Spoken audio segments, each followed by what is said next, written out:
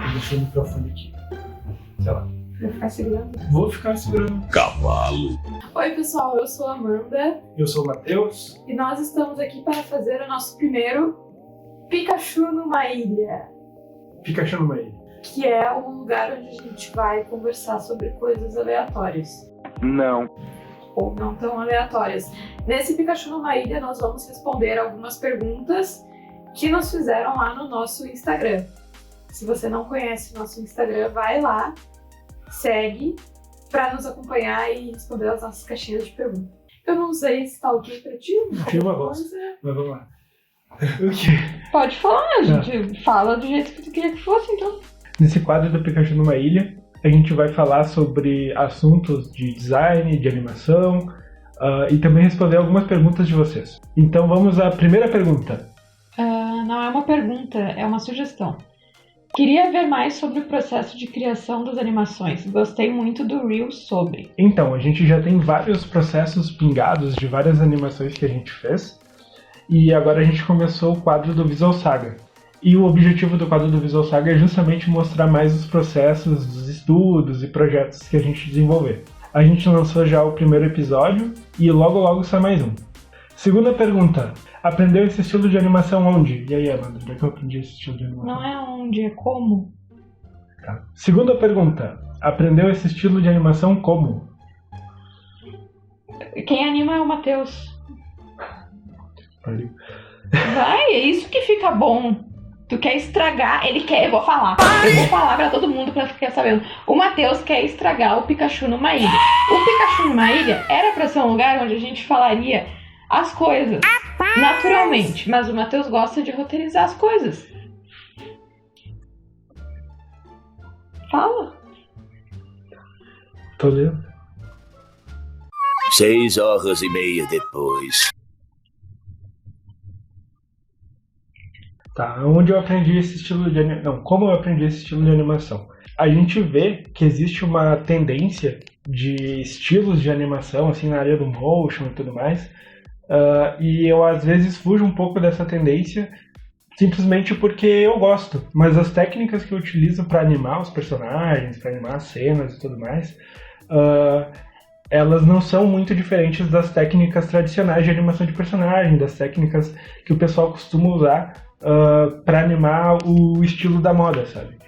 Mas tu aprendeu na marra. Eu acho que talvez isso que as pessoas queriam perguntar, tipo, tu não sim. Encontrou isso em algum lugar, tu acabou criando esse estilo de animação. Eu não fiz nenhum curso específico para isso, eu fui juntando vários tutoriais, e uma coisa é que eu sempre fui muito bom de gambiarra, então eu conseguia ver um efeito que eu descobri ou que eu aprendi, e pensar em como eu podia usar ele para melhorar a animação de um personagem, para melhorar a animação de um cenário, de alguma coisa do tipo. Então, tem inclusive outros animadores que eu acompanho, e assim que eu lembrar o nome deles, eu deixo aqui a recomendação. Um deles, se não me engano, é o Daniel Gais. Ele faz animações também usando After Effects, pacote Adobe e tal, Photoshop. Só que ele foge bastante dessa modinha, assim, dos estilos de animação. Falando sobre animação, a próxima pergunta é... Animação 2D na atualidade. Então, que nem eu falei, sempre tem essas... Dentro do motion design, que é a nossa área aqui, sempre tem tendências, né, de estilo. Aqueles bonecos meio de salsicha. Eu acho meio ruim às vezes porque, enfim, fica batido, né, o estilo. E tem coisas que tu bate o olho e tu sabe que foi feito com tal plugin, que tem a cara do plugin, sabe? Claro que tem exceções, tem muitos animadores bons que conseguem fazer muito bem aqueles estilos, independente de estarem na moda ou não. Falar alguma coisa sobre animação na atualidade? Não sou capaz de opinar. Não falou nada até agora. Não tá acontecendo um debate dos assuntos, entendeu? Tá, mas o que tu quer falar? O que tu acha? O que é animação na atualidade pra ti? Animação Para de olhar pra tela. Ver na atualidade. Ah. Tem uma coisa que eu tava falando pro Matheus, essa criatura. A gente pensa muito na animação dos grandes estúdios, tipo a animação da Disney. A Disney não faz mais animação 2D, faz só animação 3D. Então, tipo, a impressão que dá pra maioria das pessoas é que não existe mais animação 2D, mas na verdade a gente trabalha muito com animação 2D. A gente trabalha com motion design, que é um nicho da animação, né? A gente costuma trabalhar com layouts animados, layouts de design, alguns personagens, mas de uma forma diferente do jeito que a Disney trabalha. Inclusive, falando sobre animação 2D, eu queria mencionar aqui a animação Klaus, da Netflix, onde eles deram um upgrade assim, na animação 2D. Eles usaram técnicas lá de machine learning, inteligência artificial, para ajudar enfim, pegar o desenho que era bem chapado, bem flat 2D, e colocar sombreamento e tal, e deixar ele com um visual bem mais interessante. Um pouco sobre animação 2D a gente vai abordar também na nossa próxima pergunta. Animação do Aranhaverso e filme Gato de Botas, é 3D ou 2D? E aí? Tu não sabe? Olha, eu acho que eu sei, mas eu não sei se eu sei. Eu acho que é 3D com efeito de 2D, com alguns elementos 2D. Em seguida ele cobre o seu rosto, que também é um sinal típico de vergonha, e abaixa a cabeça novamente, esboçando por fim uma última expressão de tristeza. Quando a gente tem sinais corporais, como por exemplo, mão na frente do rosto, cabeça baixa, juntos com a expressão de tristeza, a gente tem um misto de comportamento que pode ser tido como arrependimento ou culpa. Eu errei. Não, tá, é isso aí. Tu fez o metaforando. Porque coçou o olho. O quê? Tá, então esse é o resumo. Ele é um 3D com textura de 2D e alguns cenários são 2D.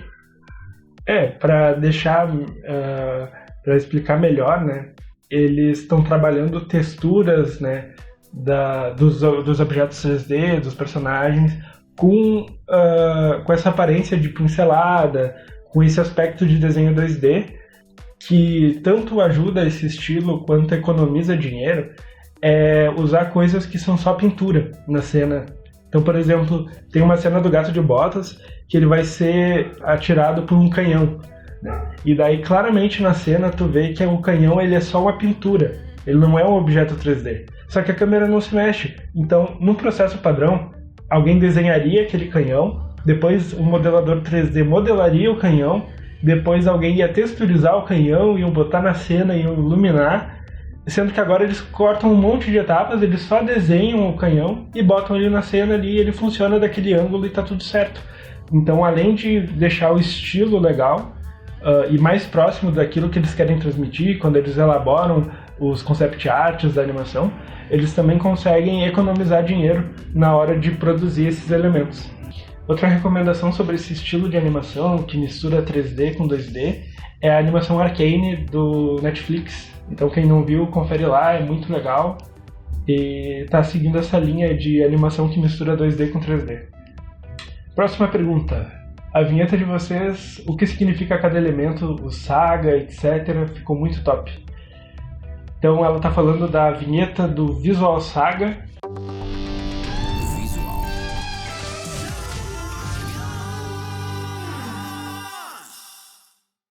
Que é o nosso quadro onde a gente apresenta os processos. Quer falar um pouco sobre a vinheta? Não tive participação nenhuma na vinheta. Ela não teve participação nenhuma na vinheta.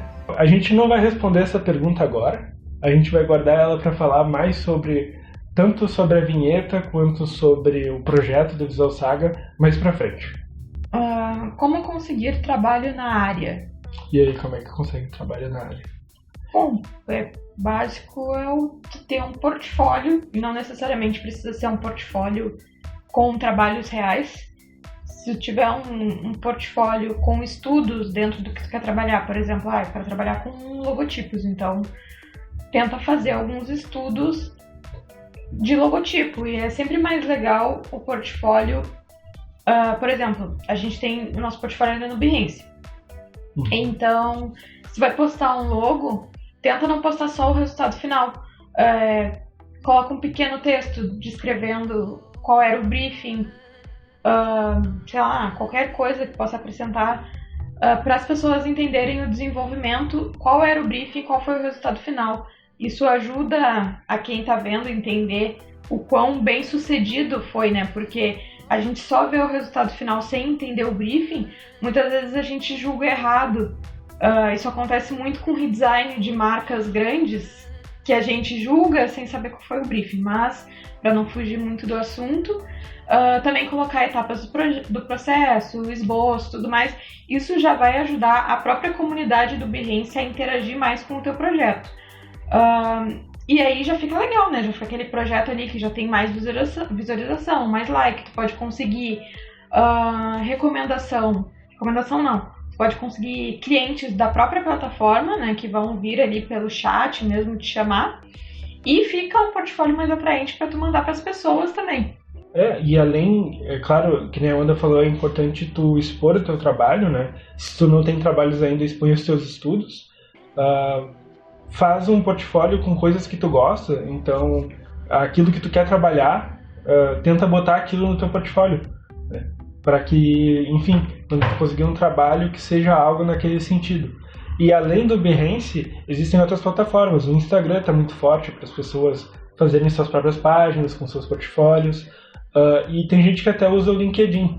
A gente não usa, mas eu sei que é algo bem forte assim, na área e que dá para conseguir muita visibilidade e até contatos. O pessoal entra em contato contigo por lá porque viu o teu material e gostou. Outra coisa importante para quem está começando na área é dominar bastante, dominar as ferramentas. Não precisa ser bastante, mas ter um básico assim das ferramentas. Que ferramentas tu sugere? Básico, Photoshop e Illustrator. Na área de design, as ferramentas básicas são o Photoshop e o Illustrator. E para animação, o básico é o After Effects. Para edição de vídeo, essas coisas, o básico seria o Premiere. Uma coisa que a gente percebe na hora que alguém vai ser contratado, nas empresas que a gente já trabalhou e tudo mais, é que eles, além de levarem em conta o teu portfólio e o teu domínio das ferramentas, né, eles querem alguém que tenha o bom gosto, né, um bom senso estético, porque a ferramenta a gente aprende, né? Geralmente, quando a gente está começando, num cargo mais baixo, ou até como estagiário, né, a gente vai poder aprender com eles lá dentro, eles vão poder moldar a gente de acordo com o que eles precisam para realizar as tarefas. Só que a parte do bom gosto, tem muita gente que acredita que é de nascença e não dá para mudar, né? Então eles cuidam muito isso. Então é importante que tu estude os princípios do design, que tu pratique como é que a pessoa desenvolve bom gosto.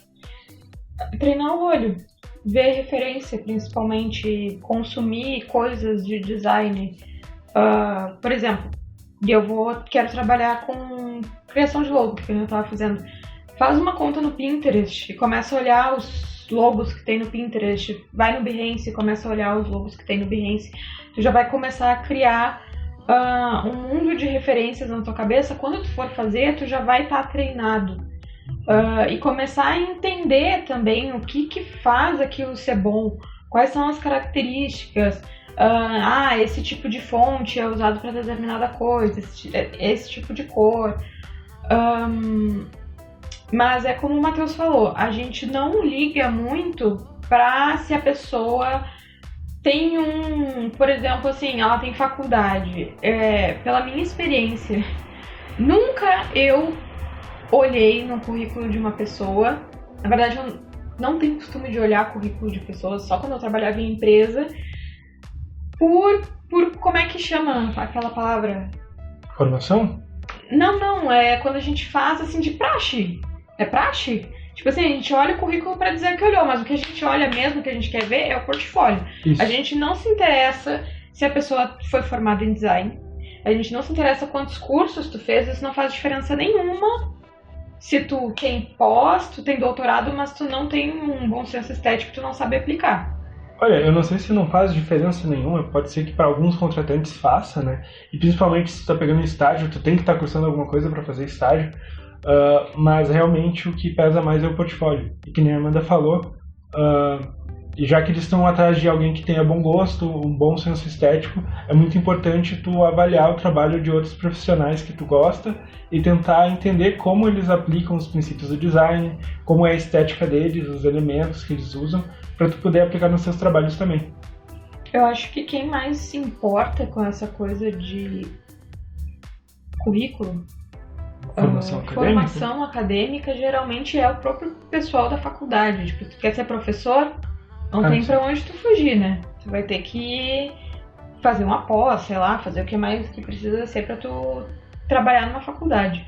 Talvez empresas mais rígidas, eu não sei, mas todas as empresas que eu trabalhei, estágio, né, também precisa de estágio de forma mais formalizada, mas, por exemplo, freelancer, tu não vai ter nenhum cliente que vai te perguntar se tu é um designer formado.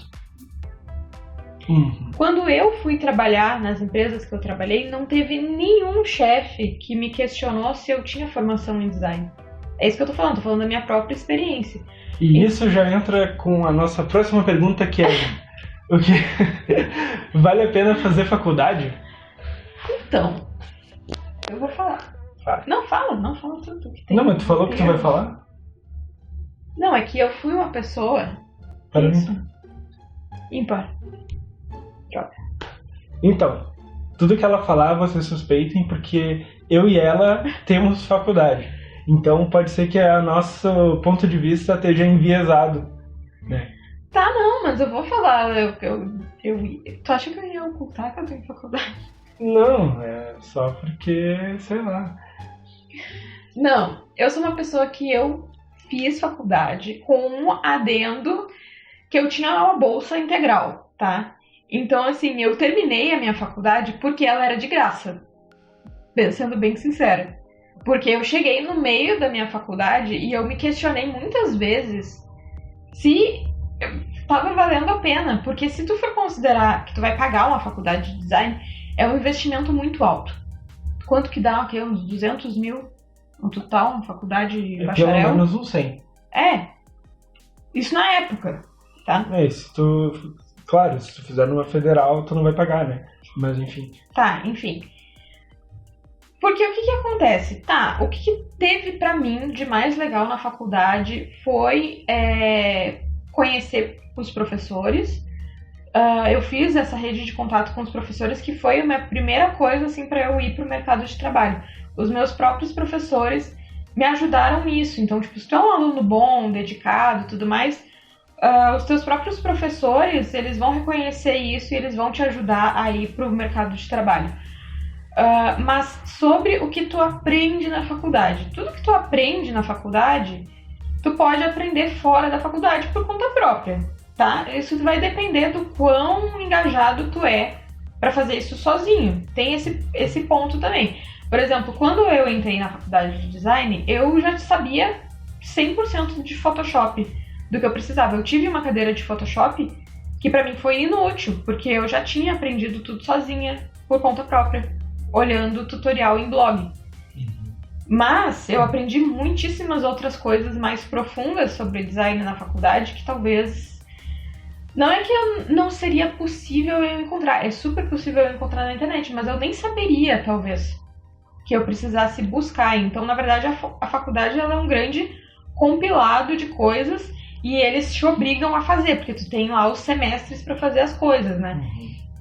Então, talvez se eu não tivesse feito a faculdade, eu não estaria onde eu estou. Mas, ao mesmo tempo, hoje em dia, nós temos cursos mais curtos, cursos online, mais específicos, que podem funcionar da mesma forma, né? Se a pessoa tiver dedicação, porque a gente sabe que o curso online é aquela coisa também, né? Às vezes a pessoa ela nem termina de ver. Eu tenho uns cursos ali que eu comprei e eu nem fiz.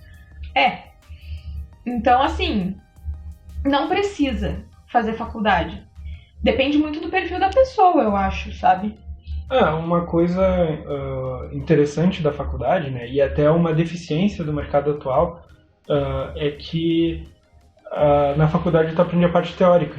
E a gente, na internet, as pessoas se encantam muito pelas ferramentas, né, em aprender um Photoshop, em aprender um Illustrator, e acabam que não pegam a parte teórica, acabam fazendo projetos que não às vezes que são feios, às vezes que não pensam na necessidade do cliente, né? Então na faculdade tu tem toda essa parte, né? Realmente tu pode aprender fora da faculdade essas coisas, mas é meio difícil, porque são coisas que tu nem sabe que tu precisa aprender. Então é legal tu ter um mentor, talvez, alguém mais experiente que tu, alguém que trabalha na área, que possa te indicar que tipo de conhecimento, onde tu vai encontrar esses materiais para estudar, né? Que possa te dar feedback em cima dos teus projetos, dos teus estudos e trabalhos. Mas também, que nem a Amanda falou, a faculdade não é algo necessário na nossa área. A gente consegue aprender tudo por fora. Mas a faculdade também é um meio muito bom de networking. Então tu vai lá conhecer os seus professores, vai conhecer colegas que futuramente podem ter seus próprios estúdios, vocês podem trocar figurinhas, fazer projetos juntos, né? Então, uma coisa que eu acho que seria legal, se tu for fazer uma faculdade, antes de fazer a faculdade, faz algum cursinho, aprende software, aprende alguma coisa, porque daí tu vai chegar na faculdade e tu vai ser uma estrela, tá ligado? Ninguém lá vai saber nada e tu vai saber, sei lá, tu vai saber um Photoshop, tu vai saber um Illustrator, vai saber um After Effects, vai saber alguma coisa e só com isso tu já vai se destacar, tu vai conseguir entregar os teus primeiros projetos já dentro de um software, né? Porque na faculdade tem muito isso de, vamos fazer um cartaz com revista picotada, porque ninguém sabe o software ainda no início da faculdade, né? Tem um detalhe que as cadeiras de software não é lá grandes coisas. Pelo menos na minha época, nossa, me sinto uma idosa, há 84 anos. Foi há 84 anos. Não era assim, a cadeira de Photoshop era, por exemplo, aqui é o pincel, aqui é a caixa de seleção, aqui é as cores. Entende? Então não era um lugar onde tu aprendia a realmente fazer coisas legais. Inclusive eu tinha professores que falavam, faculdade não é lugar de aprender software, que vocês aprendam em outro lugar para fazer os projetos. E eu achava um absurdo, eu tinha muitos colegas que achavam isso um absurdo. Por quê? Faculdade é aquele negócio que suga a tua alma. Tu não tem como, quer dizer, tem gente que faz, mas é muito difícil uma pessoa conseguir fazer faculdade, trabalhar, sei lá mais o que, e ainda ter tempo de aprender software em outro lugar, sendo que eles poderiam estar... A cadeira já tá lá, né? Tu tem um semestre daquela cadeira, poderia ser muito mais bem aplicado, mas não é. Então, realmente vale a pena aprender antes esse tipo de coisa, até porque aprendendo antes, se tu é uma pessoa que já quer começar a trabalhar, tu já vai poder trabalhar na área. Vai te facilitar muito na hora de pegar um estágio, independente do semestre que tu tiver, tu dominando as ferramentas, tu começa a pegar na faculdade a parte teórica, tu vai ter muita facilidade na maioria das cadeiras, né? Então vale a pena realmente tu fazer um curso ou alguma coisa, até mesmo para tu testar a área e ver se é isso mesmo que tu quer, antes de te meter em 4 anos de formação. Então é isso aí, pessoal. Obrigado pelas perguntas.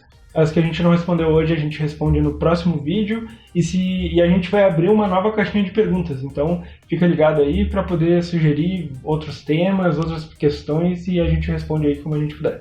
Não esquece de deixar um like, se inscrever no nosso canal, que é um canal novinho, que precisa de inscritos.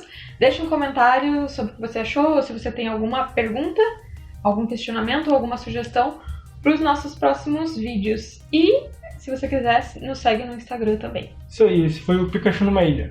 Falou! Deixa eu ver se gravou tudo.